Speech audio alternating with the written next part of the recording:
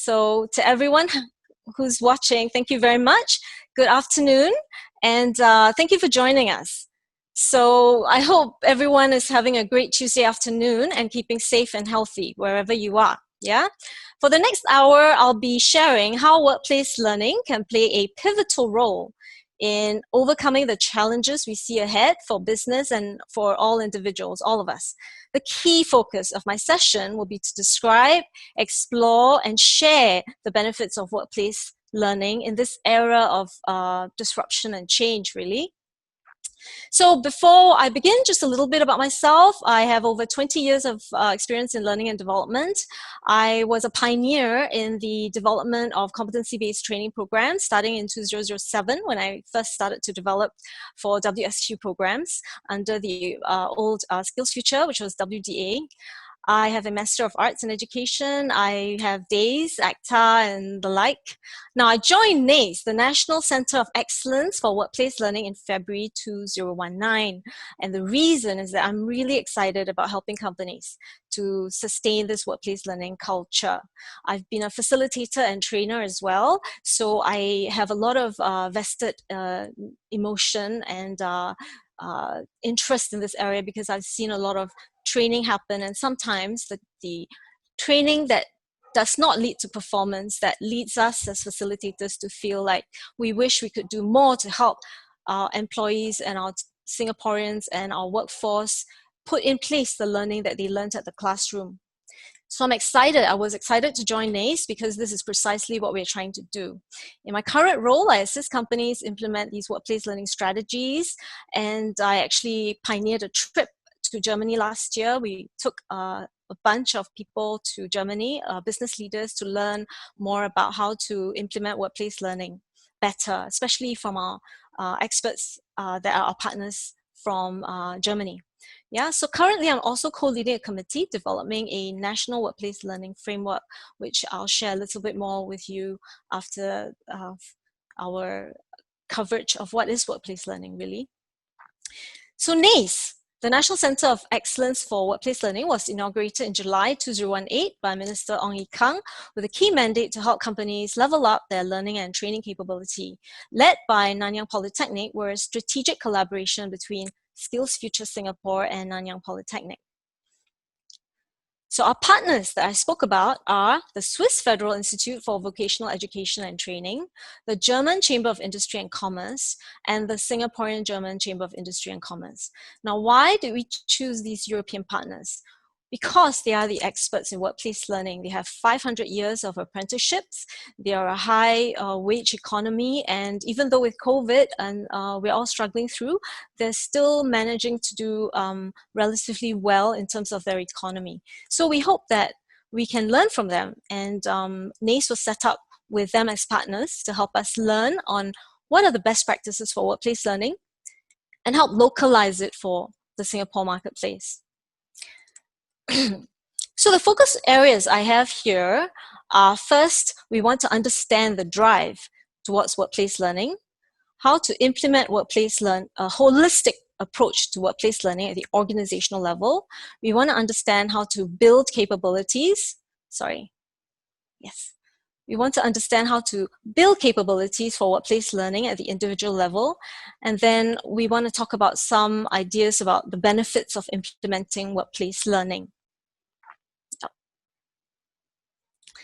To start off, I wonder if we can do something. Let's do a bit of sharing on learning, if you don't mind. You can scan the QR code and go to www.mentimeter.com, and let's take about a minute to put in some entries. The question I have here is, what are some skills and knowledge you recently learned? Okay, you recently learned at the workplace, acquired or improved on while working.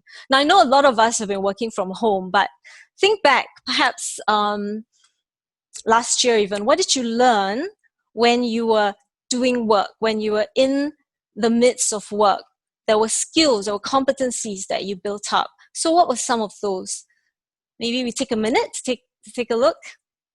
And I'll go to Mentimeter and look at the results.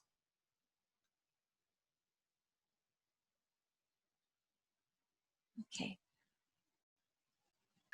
I hope you can see. These are just some of the skills that we were learning at the workplace. We learned leadership skills, remote working, understanding TSCs, digitalization, virtual presentation. Yes, certainly, that's what I'm doing too. And we learned resilience, automation, digital learning, some wonderful, wonderful skills. And I'm going to stop share and go back to my presentation. Okay. Right.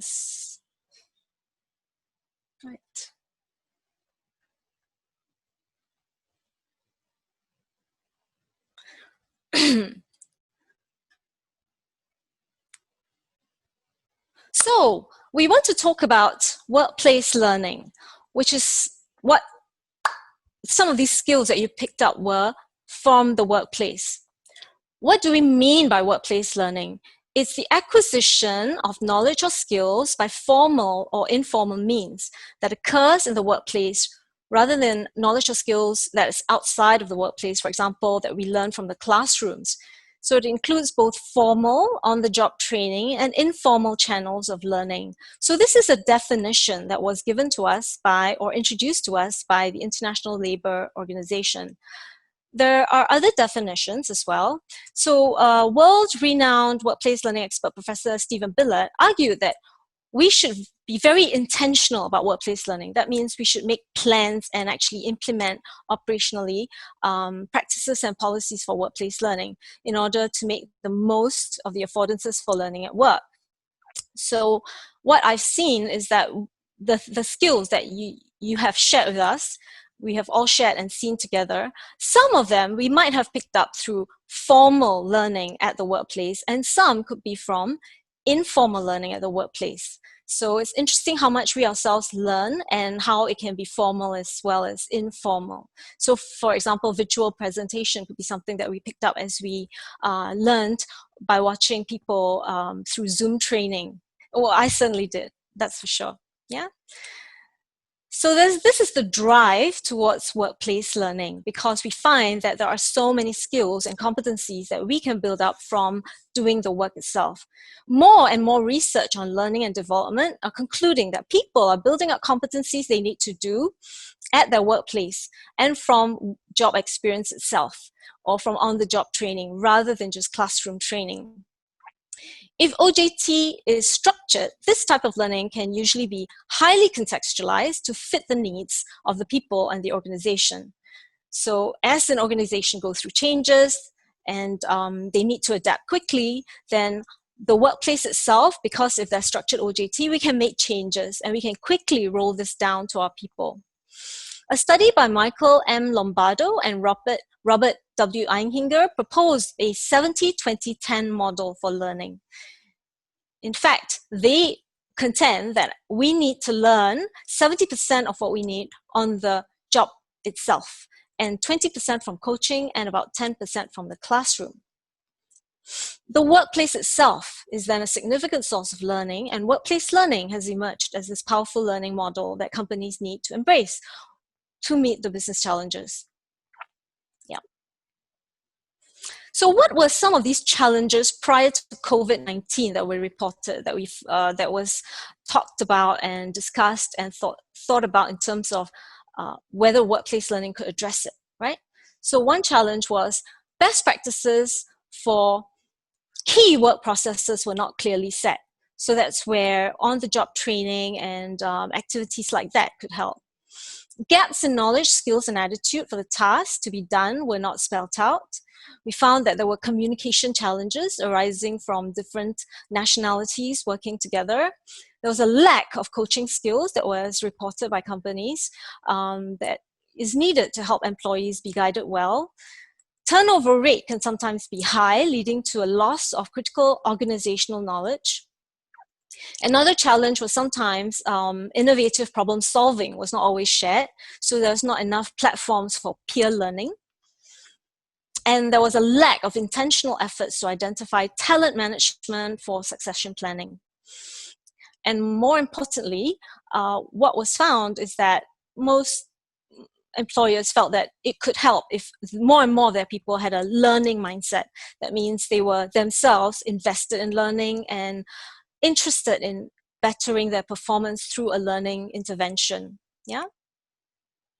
Then this was prior to COVID. We collected all this data and we found these are the challenges companies presented, shared with us, and that we thought workplace learning could address. Then came COVID. So with COVID, there came a new set of challenges, and there was disruption and change, right? We all know this. There was a need to quickly adapt, transform to the new norm by upskilling and retraining. There was a need to support our people through the change. There was a need to curate the correct kind of learning that supports this quick change. There was a need to promote flexibility, adaptability, flexibility working from home, adaptability doing things differently because we were meant to be at work to do it. Empowerment, because sometimes you can't always be connected to your peers and you need to make decisions based on current problems that crop up because of the change. Yeah. And with this disruption, there is a need for us employees as well as business owners to strengthen knowledge management, because a loss of employees, a loss of our colleagues who, for whatever reason, may need to leave, means that there is a loss of tacit knowledge or organizational best practices. I mean, COVID has brought a lot of change. It's not just about losing employees because of retrenchments, which fortunately has not happened that much. But sometimes because of work from home, some people are just needing to be not at the work front and needing to take care of their children or home-based learning. So there's a lot of loss of employee time, and there is a need to strengthen knowledge management. So these are some of the challenges that COVID-19 brought on. We see around us and from the news that capability development has been signaled as key to managing some of these disruptions, right? As individuals, we're being asked to look into learning new things. Employers are being asked to retrain workers early for future jobs. We see the headlines. There may not be that much time to invest in learning in the classroom for such purposes.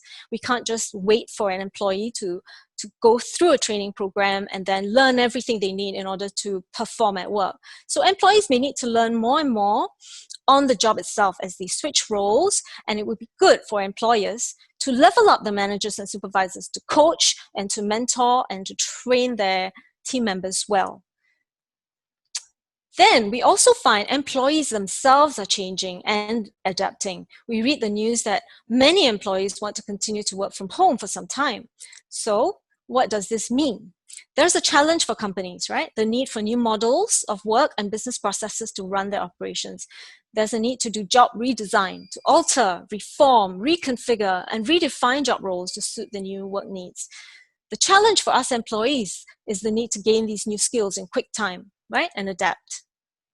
So there's this need to reskill and there's this need to upskill, which is dovetails with what the government is trying to support us to do, and Skillsfuture is partnering with industry to do. Yeah. We now know that there is no such thing as a job for life. This book came out a long time ago, and basically this is called The 100-Year Life, right, by Linda Gartner, and it's business book of the year. And they say that the flexible nature of the modern workforce will likely see a 15-year-old today navigating a portfolio of 17 jobs in 5 different industries. So this was prior to COVID. We already expected a lot of change, and now with COVID it's even more so. So change is a mainstay for us, and we need to be open to develop new skills and take on these new roles. Yeah. So we know that we're all learning for this VUCA world. To deal with an increasingly VUCA world, we need to learn and adapt. Failing to pay attention to continuous learning and capability development has a cost to both the organization and the individual, right? When learning stops, company has lower productivity, potential talent leakage, and erosion of knowledge. For the employee, it's an inability to contribute to the changes. And having a fixed mindset because we're not challenged to improve, we might have obsolete skill sets and we might end up stagnant. Right. So hence, these are the motivations and reasons behind the drive to continue learning, and especially with workplace learning. So moving forward, how do we build a workplace learning culture that can help employees adapt, reskill, upskill, and deal with change and disruption quickly? How do we support our employees to learn at work? The 2020 Workplace Learning Report from LinkedIn had some recommendations. Onboarding is one key solutioning that we can have to help people learn quickly when they take on a new role. So we can make learning a priority from day one. So having a proper onboarding, structured learning process would be great. Executive sponsorship. Are we able to set up systems and processes where executives can be learning champions and learning managers, right? Managers can also be activated to help personalize learning, to coach and to mentor according to the needs of the coachee or the team members. New managers can have new skills in terms of coaching and mentoring. That would help push forward workplace learning. Of course, through performance reviews, we can have people at the center of the performance reviews, ask them what they themselves feel like they would need to learn best, right? And make the case to the learners, get the buy-in from the employees that they want to rigorously take note of what they are learning and what are the skills gaps that they have and what they can do at the workplace itself to learn better, to be coached, to improve, and to build new skills. Yeah. So, besides the question on what we recently learned at work prior to COVID-19, I'd like to do our first poll, which is a question about the ways in which we are engaged in workplace learning. So can you answer the question, have you or your team members engaged in any of these activities? You can think about it perhaps prior to COVID as well, because we hope that COVID will kind of leave us pretty soon and we can go back to our lives where we can learn at the workplace itself. So what are some ways in which we are learning? Oh, okay. So I see that you have trained others, you've been part of a COP, mentors, wonderful. Learning from meetings, yes. And job shadowing, even job rotation, be a buddy to a new employee. So those are definitely intentional ways that companies have set up practices to help people learn from each other and learn at work, which are wonderful. Yes. So I think that's great news to hear that most of these tools are being used in the companies itself. Thank you very much for playing. I'm very glad to hear that.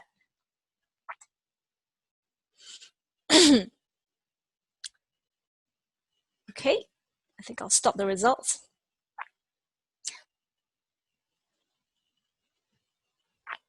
Right, so we see that there were these intentional efforts already present. So building a workplace learning friendly organization requires these types of intentional efforts.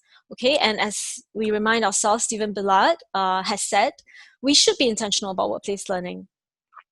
Now, these are some of the practices, but in order for us to build a more holistic approach to workplace learning, we do have to consider a systemic setup, right? Is it a systems issue? We have to set up a workplace learning system that can support all these practices, policies, and activities.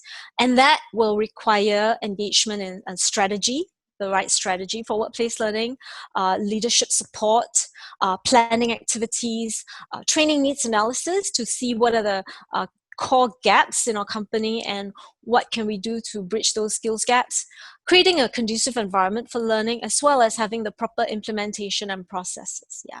So I'll just talk about this holistic approach. When we talk about strategy, we're talking about the need to take stock of our current organizational competencies. What actions can we take for competency development for the current and for the future business goals? Do we have the skills that we require to get to the desired state? So for example, a lot of companies reach for digitalization. Have we looked at whether we have skilled up our people for digitalization? Right? So we need to see what are the skills gap at the strategy level that we need to work towards to build these skills and competencies in our people in order to learn the right things and to be able to perform for that desired state. right? Then we need to promote the benefits of workplace learning. So the strategy has to be to champion learning in the company, right? As leaders, what can we do? Leaders, we can role model. We can be ourselves learning champions. We can share what we learn ourselves. We can share that this is our roadmap for our own learning journey. So that will build that culture of learning around team members that you manage, right? Develop and empower the leaders to be coaches and mentors. So for the rest of us, maybe we're not people managers, we can ourselves build up skills in coaching and mentoring, because there is such a thing as peer coaching and peer mentoring. So as long as we are able to know how to be at a best practice in our role, we can share that with other people, and that actually helps a learning culture develop. Yeah, enact policies to develop the employees, provide platforms and channels for peer learning. Under planning, of course, at the organizational level, we should plan learning programs and schedules effectively. A lot of times, right, people say, I don't have time for training. Well, if we did a proper plan for training, then we would know, and it fits the line or the operations or the business processes. It has to fit their timing as well. We have to schedule it. We have to make it a priority as well. We can plan for induction programs. It's very important. For the apprenticeship programs in Europe, they're very, very proper in terms of their induction programs. And it helps because if you begin day one doing, knowing how to do the right things and actually doing your job well and being coached, mentored, and buddied by people who know how to guide and teach, that's very, very powerful, right? Select appropriate trainers and coaches, provide adequate support and resources for workplace learning. That's important. Then for training needs analysis, we need to do the TNA at the department level. Even a skills gap at the individual level will be helpful, so that we know what are the ways in which we can plug those gaps, right?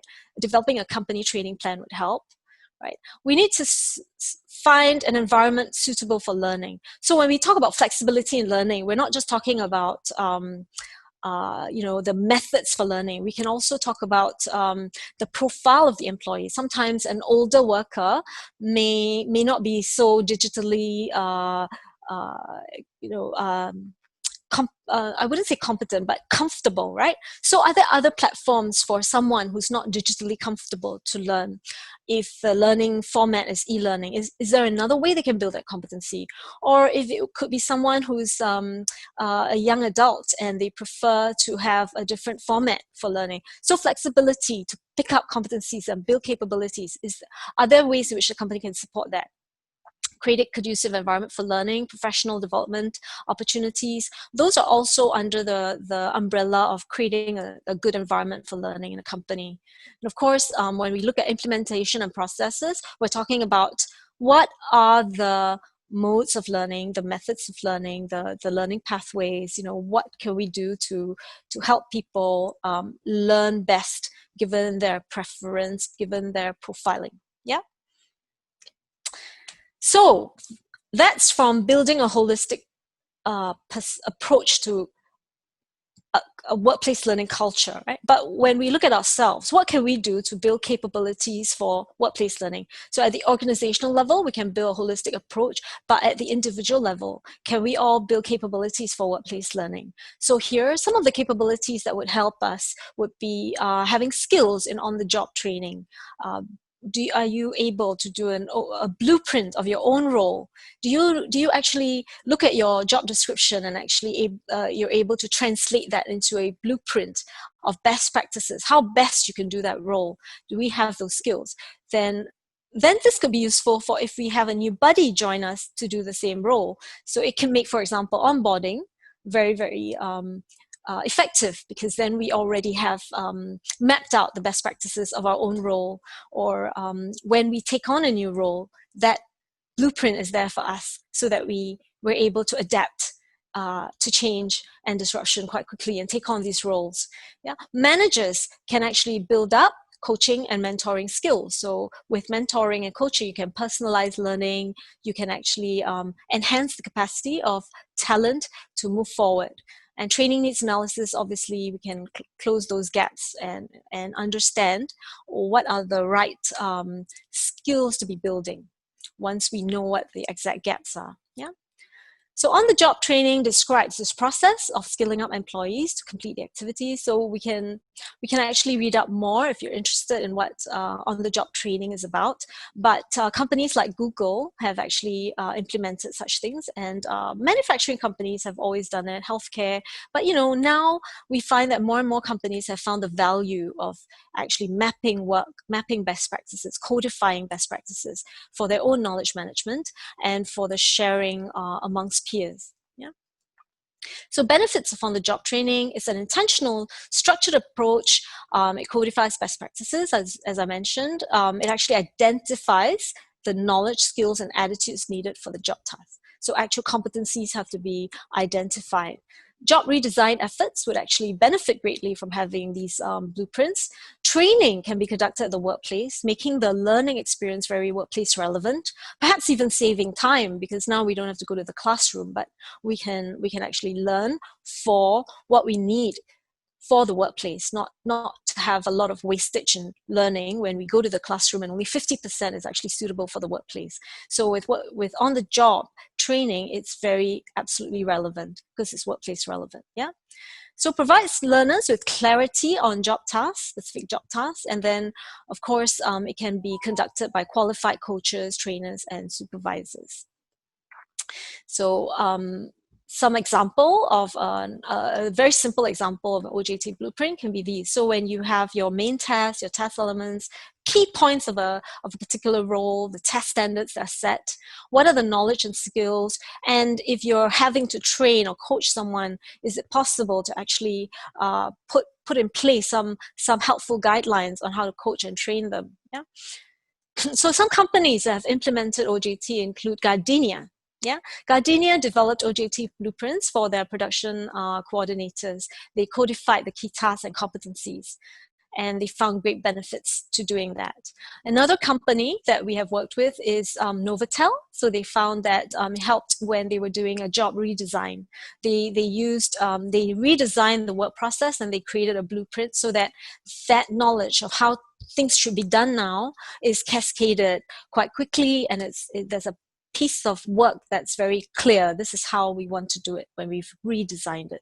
So this creates transparency and inclusiveness for the staff. Yeah. Now, what about coaching?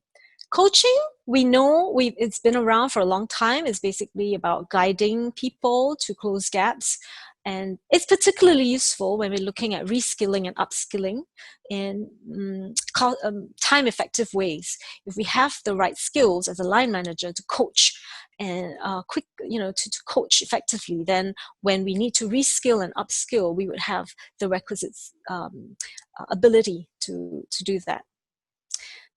So I'd like to conduct my second poll now because, as I mentioned, coaching has been with us for a long time. So I'd like to see and understand from your perspective, why does coaching fail sometimes? And what does it look like when coaching actually fails? In your own experiences, in your own organizations.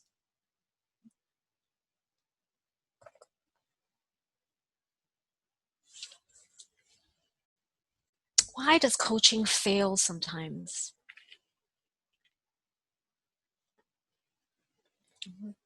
Do I have any more?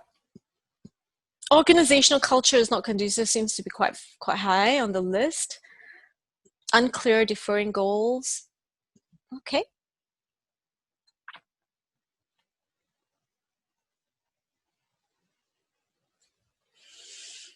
Right, so you can see that the results seem to say a few things, right? Organizational culture is not conducive, it seems to be the highest.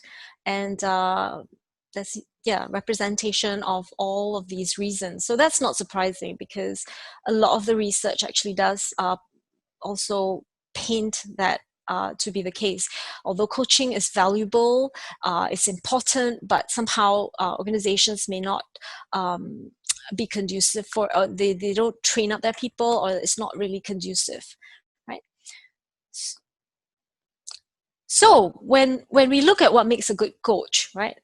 Coaching can fail sometimes because we don't have the conducive culture or the training. And as with our organizations, right? Do we find that these things are happening? Do we identify the skills for coaching we need to see in all of our people managers? Do our people managers have them? Do we set criteria and standards for effective coaching? Do we have a qualification process to recognize coaches and mentors in the organization? Do we actually have a selection process for coaches and mentors? And then finally, do we recognize good coaches in our organizations? Now, our partners, the Germans and the Swiss, they actually do have these activities. They actually do have a qualification process. You can't just, it's seen as something of a good thing. If you're someone that can coach well, or you're a mentor, there's a certain respect accorded to a person that is able to do that.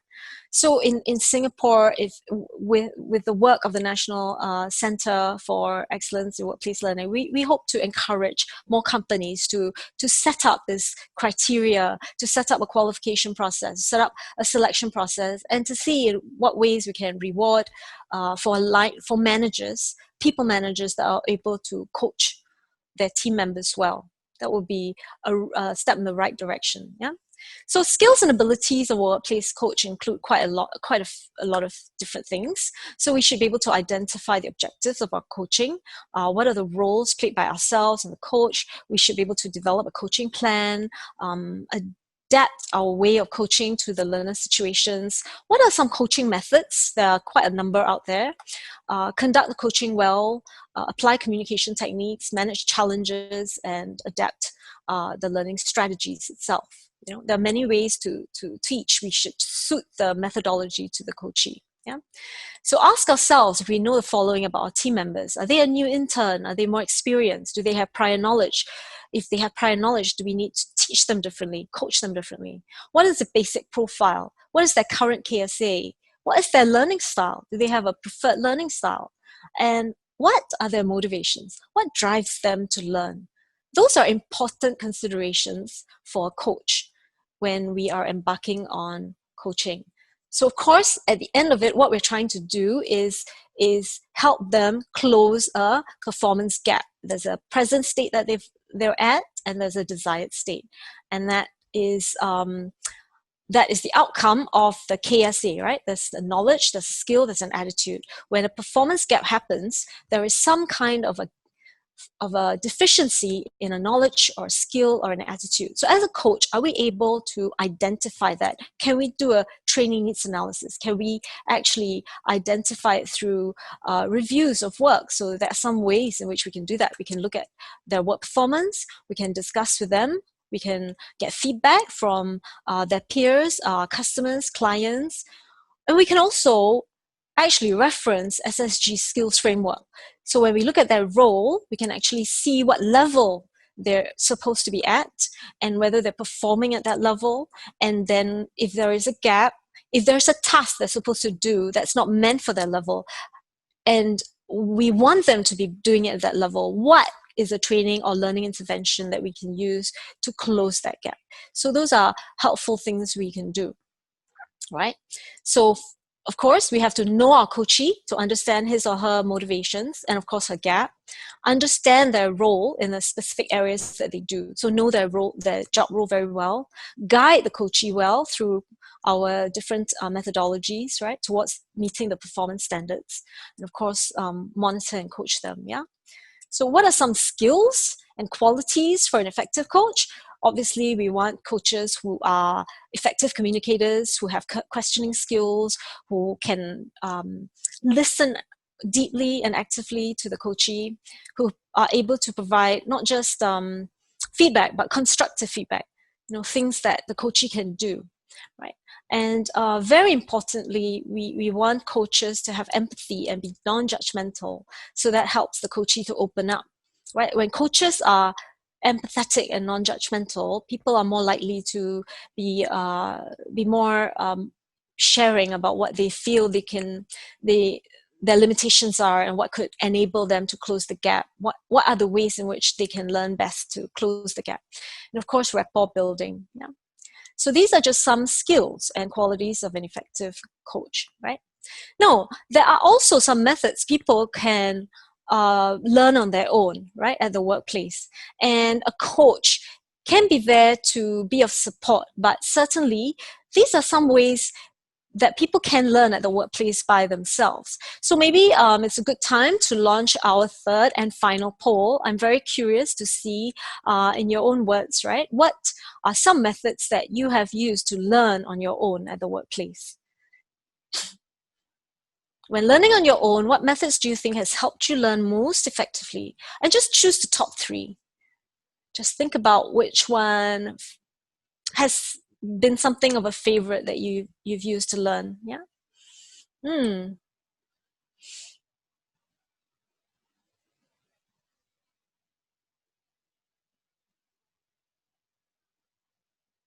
Okay. 5, 4, 3, 2, 1. I'm going to end the polling. Thank you for playing. And I'm going to share the results. Yeah. Okay. So asking questions is one of the great ways. That's a great way, because when you ask questions, because you already you're announcing what is the gap in the knowledge, right? So don't be shy to do that, to learn from others at the workplace. Observing others, studying the finished work of others, doing own research, receiving feedback. Yes. So there are others that are here on the slide that I didn't share, but that's because the polling only allows a certain number. So for example, accepting challenges is a great way so that you learn about yourself as well. Okay, an uneventful life with no challenge, you'll not grow. So you need to have the courage to actually go for challenges, have some events, and then learn and audit yourself and see, how did I do? Why did I struggle with that? Oh, I did really well here. It could be that because it's my strength. So when you accept challenge, you learn about yourself and you learn about what you do best and what you need to work on. Solving problems with others can sometimes be a great way, because you can see that different people have different ideas and you can learn from them as well. So these are very powerful methods for us, okay, to adopt, to actually learn at the workplace. However, the presence of a mentor or a guide is very helpful in these circumstances as well. Yeah. Thank you so much.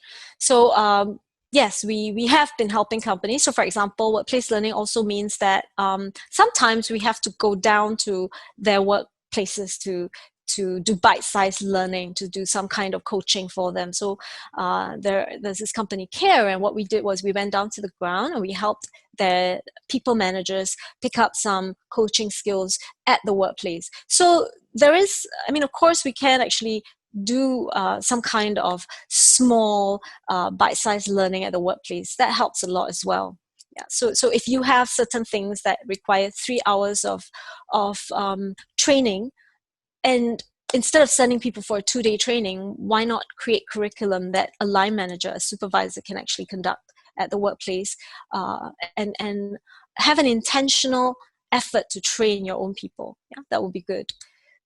What about mentoring? What is the place of mentoring in workplace learning? Mentoring helps us to enhance capacity. It helps us to develop talent. So this is where what we are trying to do with mentoring is we're trying to maximize the potential of people, their capacity for growth. Okay, so it is not just looking at a performance gap. It is really looking at like their entire developmental process moving forward. So we want them to be adaptable, flexible, multitasking, work collaboratively, think critically. So it is beyond just closing a skills gap. It is about helping them to chart their own path and to avail them to networks within the organization that they can go to learn more about how to grow and develop within the organization, right? Commonly done for talent management. So sometimes there's a new staff, a high potential staff, a leader. But the ways in which mentoring support workplace learning is that it does support learning culture.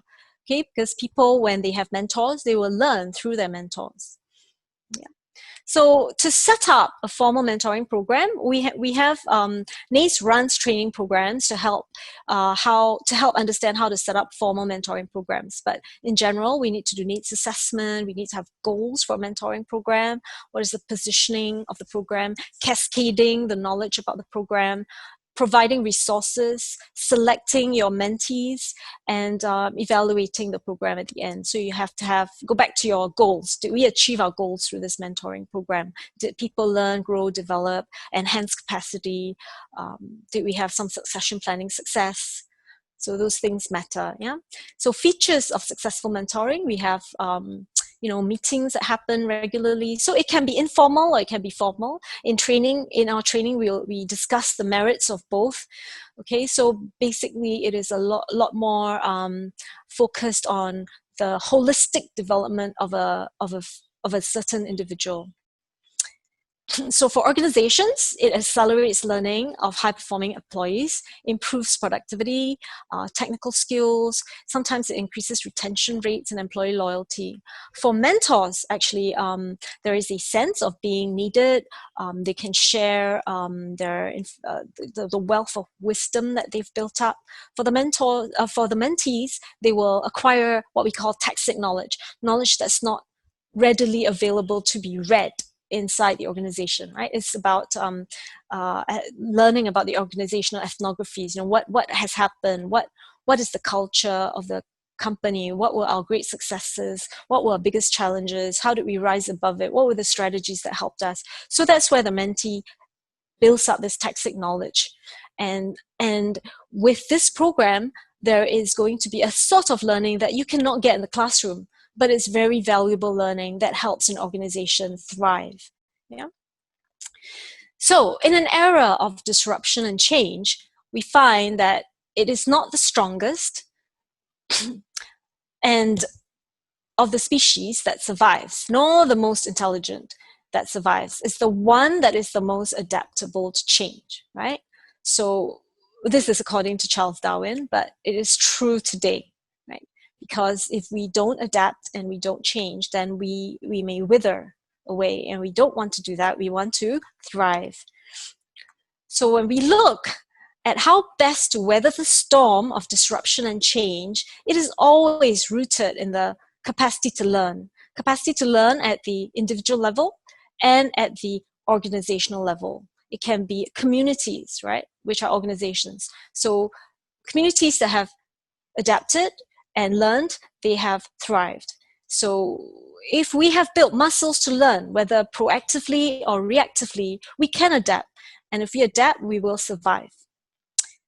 With survival, we can anticipate the future as we witness this disruption and change. If we survive, then we can take advantage of the new opportunities, and henceforth we can continue to innovate, find new pathways, and learn to be more successful in a new area or a new growth and development area. Developing this TNA for workplace learning is then key, all right?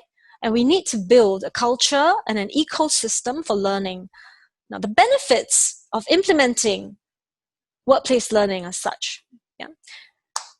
We can turn every employee into a learner. If every one of us is invested in learning from the workplace and improving and adapting and being flexible, then it would bode well for us personally as our career progresses. It bodes well for the organization.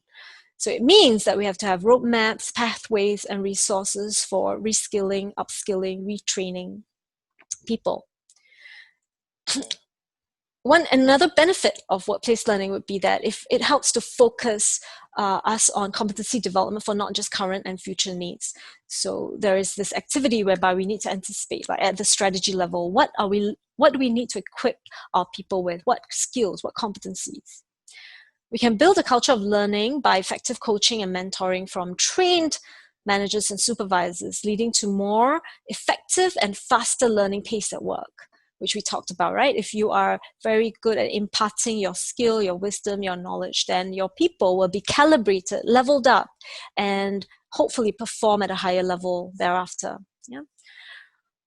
Workplace learning through, for example, structured OJT can help us improve knowledge management, right? So we can retain the best practices, and then some of this tacit knowledge can be captured as well in some ways, yeah? And hopefully with this culture of learning growth and development, a focus on developing people holistically, helping them to close skills gap, we can increase employee engagement and performance. And in fact, it can drive not just individual performance, but of course, organizational performance. So we feel that workplace learning are the building blocks to help us learn, adapt, survive, and thrive in an area of disruption and change. Yeah. So what we have done at the National Center of Excellence for Workplace Learning is we are now putting together the National Workplace Learning Framework. We were in the midst of launching it this year, but because of COVID, it will be launched early next year sometime, and we'll invite everyone, we'll share the news, and we hope that you'll be part of the journey of discovering more about the Workplace Learning Framework. But I have shared with you earlier some of the component parts of what we'll be looking for when we are trying to create a holistic drive for workplace learning for organizations. Yeah.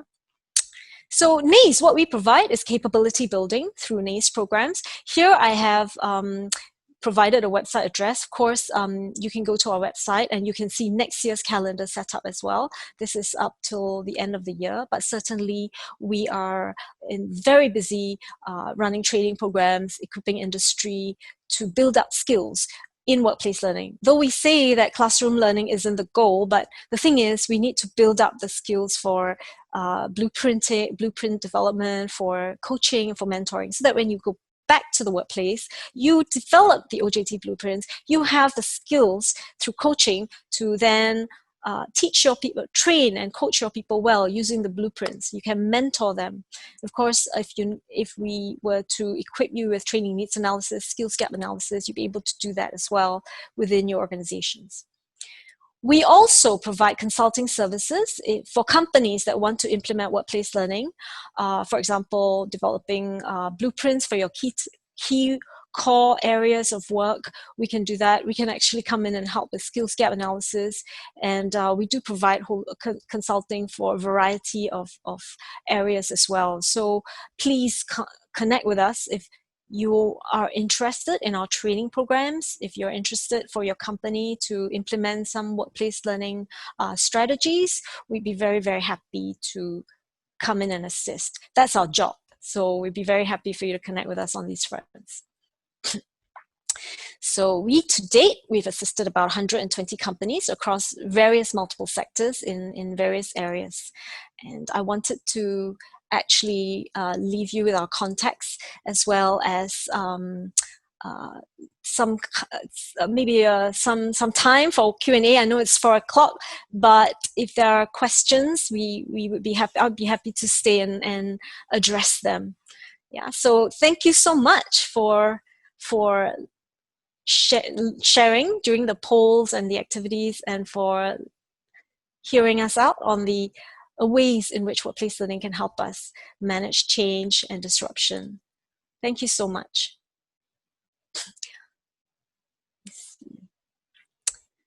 So here I have an evaluation as well for the session. So if you could be so kind as to scan through and actually scan the QR code and give us your evaluation, that would be terrific. Thank you. I hope that you can contact us, certainly, if there is some of these aspects that you're very keen to learn more about. We'd be pleased to connect back.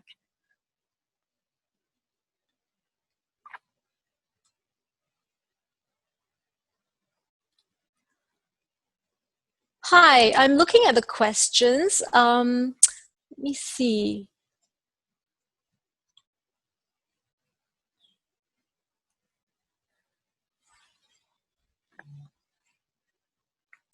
There's a question about the grant, the Workplace Learning Excellence Grant, who is eligible for. It's not just for SMEs. So there are certain criteria. So once you contact with us, we'll be able to share with you. So it is really about helping. We have helped international companies as well, but there are certain conditions to do with the Singaporean workforce. Or rather, it has to be for the resident workforce, because of course we are supporting our industries in Singapore. they can be foreign, and they can be a foreign company, but they employ Singaporeans. So we do provide grants for companies that serve the Singapore marketplace. Let's put it this way. Yeah.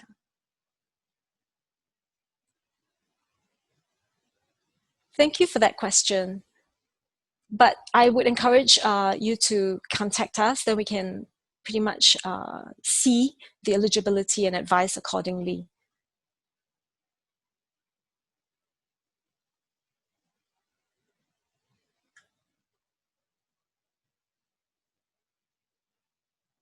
Okay, I see a question from Sekar. What role do you see for digital technology in workplace learning?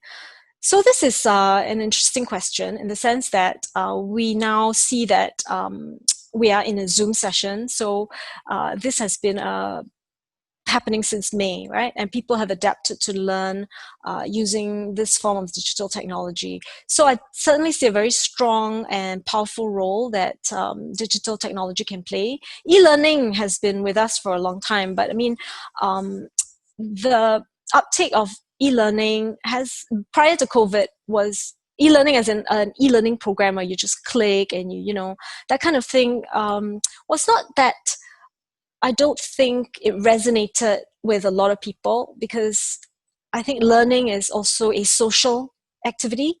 We like to have interactions. We like to have feedback. We like to work in groups. We like to make visible our thinking. With e-learning, sometimes because there is no human interaction, right? At the other end, it's more of a reflective piece that we do. There is learning, but it doesn't allow for that peer sharing. So it hasn't, prior to COVID, it wasn't that taken up well. But now I find that more and more people are resorting to, myself included, I've been to Udemy and, you know, to learn new skills. So certainly I think that digital learning management systems and digital learning itself, digital platforms rather for learning, will be more powerful moving forward. How has workplace learning shifted with COVID and more virtual workplaces being the predominant working mode? So in our training delivery for mentoring and for coaching, we have talked about how can we coach people virtually? You know, is it possible? So of course, it's possible. The medium is technology, right? But the human factor of guiding, constructive feedback, sharing about the certain types of skills, it can be done. We can share screen, we can show our work, we can coach. However, I would say that things that need a lab, things that need psychomotor skills, right, it might be more challenging, right? For example, I tried to learn how to make a dish, right? My friend was teaching me through Zoom, but one thing that she couldn't do is taste my food. So obviously she can show me every step and I can watch it, but I don't know if my work product met the criteria or the standard required. So for assessment, it might be harder for certain types of competencies. I hope that answers your question. Do you see major changes in classroom learning in the new normal? If so, what are the key trends? We are awaiting to see, because right now the uptake of classroom training has not been strong. People are still concerned. Also, social distancing is an issue, right? Because we need to have a 1 meter rule. So I think I suspect that until we are clear of this COVID-19, until the vaccine comes and all that, we will go back to the classroom, but it will be probably smaller classes, and our activities, learning activities, will have to be altered. So there is a lot of activities in the past. I came from experiential learning, a lot of touching, feeling of props. You know, we do training activities. So now we have to rethink, because we can't have people freely touching things. I mean, there's safety issues to being quite close. You know, so stuff like that will matter and will impact whether people will find enjoyment in being in classroom training, and will want to go for more and more of it. So I think there are not many more questions, unless I'm opening up the Q&A. Yes, I don't see any more questions. But my contact is around. I'd like to switch back. Yes. So I'd love to hear from any of you. If I did not answer your question, please do write me. I've also included my 2 colleagues' emails here if you have an interest in our training and consulting programs. Thank you so very much for listening. And I think, Azra, are you still there? Hi. Yes, I'm Hi. still here. Hello. Yeah. Okay, yeah, Fantastic. thank you everyone for joining this session. I hope it was helpful, and thank you, Aziza. Thank you to Skillsfuture as well for this collaboration. Thank you. So if you want to contact Aziza herself, you can do so. If you want to contact us, you can email us at hello@l3.work. And yeah, I hope to see you at the next one. Thank you, everyone. Thanks so much. Have a wonderful Tuesday.